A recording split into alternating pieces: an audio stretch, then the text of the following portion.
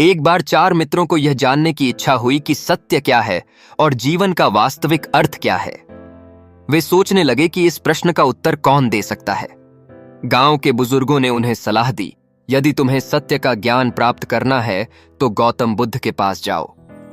चारों मित्र बुद्ध के पास पहुंचे और अपना प्रश्न पूछा, भगवान, हमें सत्य को जानना है, कृपया हमें मार्ग दिखाइए।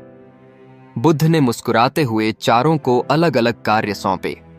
पहले मित्र से कहा, जंगल में जाओ और वहां की चीजों को ध्यान से देखो। दूसरे मित्र से कहा, नदी के किनारे जाओ और पानी के बहाव को देखो। तीसरे मित्र से कहा, गगन में उड़ते पक्षियों को देखो। चौथे मित्र से कहा, गांव में जाओ और लोगों के व्यवहार को देखो। सभी मित्र लौटकर बुद्ध के पास आए और अपने अनुभव बताए। पहला मित्र बोला, मैंने देखा कि पेड़ धीरे धीरे बड़े होते हैं और समय के साथ फल देते हैं। यह सिखाता है कि धैर्य ही सफलता की कुंजी है। दूसरा मित्र बोला, मैंने देखा कि नदी निरंतर बहती रहती है, चाहे कोई उसे रोकने की कोशिश करे। यह सिखाता है कि हमें बाधाओं से घबराना नहीं चाहिए और अपने लक्ष्य की ओर बढ़ते रहना चाहिए। तीसरा मित्र बोला, पक्षी आकाश में उड़ते हैं लेकिन वे धरती पर लौट आते हैं। यह सिखाता है कि हमें ऊंचाइयों तक पहुंचना चाहिए लेकिन अपनी जड़ों को नहीं भूलना चाहिए।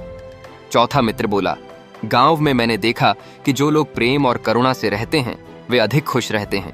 यह सिखाता है कि सच्ची खुशी दूसरों की भलाई में है। बुद्ध ने मुस्कुराकर कहा, तुम सबने सत्य को अपने तरीके से जाना। सत्य केवल एक विचार नहीं बल्कि जीवन के अनुभवों में छिपा होता है। धैर्य, निरंतरता, संतुलन और करुणा, यही जीवन के चार स्तंभ हैं। यदि तुम इन्हें अपनाओगे तो तुम्हें सत्य का बोध हो जाएगा।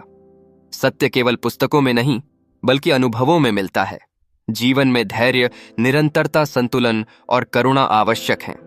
हर व्यक्ति अपने तरीके से सत्य को समझता है, इसलिए सभी का अनुभव महत्वपूर्ण है।